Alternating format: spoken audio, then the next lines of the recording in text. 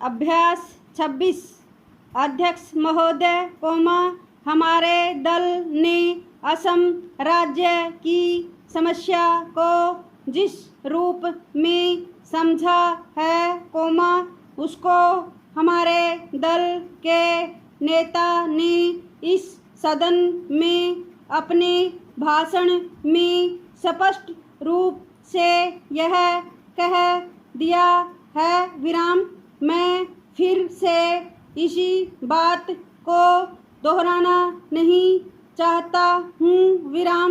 मैं इस बात से पूरी तरह से सहमत हूँ कि यह समस्या एक गंभीर समस्या है और देश की एकता के लिए, देश की आर्थिक स्थिति के लिए यह एक कठिन समस्या बनी हुई है। कुछ दल इस समस्या को और भी बढ़ाना चाहते हैं, इसमें कोई शक नहीं है, लेकिन हमारा दल और हम लोग इस बात के खिलाफ हैं।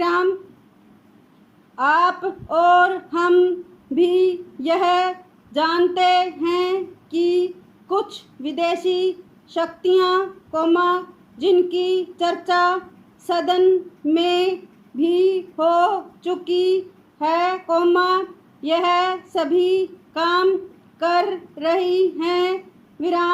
यह समस्या न केवल असम राज्य में है, बल्कि धीरे धीरे यह देश के अन्य कई राज्यों में भी पैदा हो रही है। ऐसी विदेशी शक्तियों की यह इच्छा है कि यह देश सदा के लिए अलग अलग हिस्सों में बंट जाए। Next stanza. अध्यक्ष महोदय, इस बारे में हम सरकार के साथ हैं। हम अपने देश की एकता को किसी भी कीमत पर भंग नहीं होने देंगे। इस सब के बावजूद हमें यह जरूर सोचना चाहिए कि केंद्र सरकार ने ऐसे कौन से कदम उठाए हैं, जिनसे असम राज्य की इस समस्या को सुलझाने में मदद मिली हो। इस सदन के मेरे एक माननीय सदस्य कह रहे थे कि असम की आर्थिक स्थिति का लाभ उठाकर ये सभी शक्तियाँ वहाँ पर अपना काम कर रही हैं। मैं भी इस बात से सहमत हूँ, लेकिन सरकार का भी तो कर्तव्य हो जाता है कि असम राज्य की आर्थिक स्थिति को जितनी जल्दी हो सके सुधारा जाए, ताकि विदेशी शक्तियाँ वहाँ की गरीब जनता से अनुचित लाभ न उठा सकें।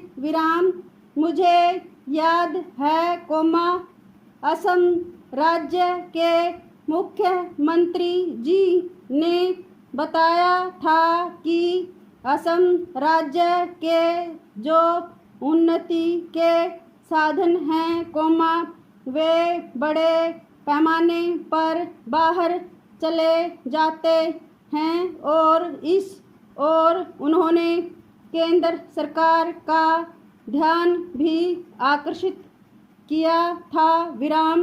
लेकिन उस समय केंद्र सरकार ने मुख्यमंत्री जी की इस बात की ओर विशेष ध्यान नहीं दिया। विराम। इसी तरह से यदि आप देखें तो आम असम राज्य की ओर भी विकास की योजनाओं की तरफ विशेष ध्यान नहीं दिया गया है। विराम।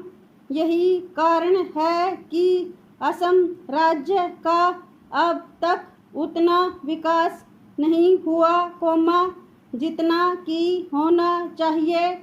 विराम।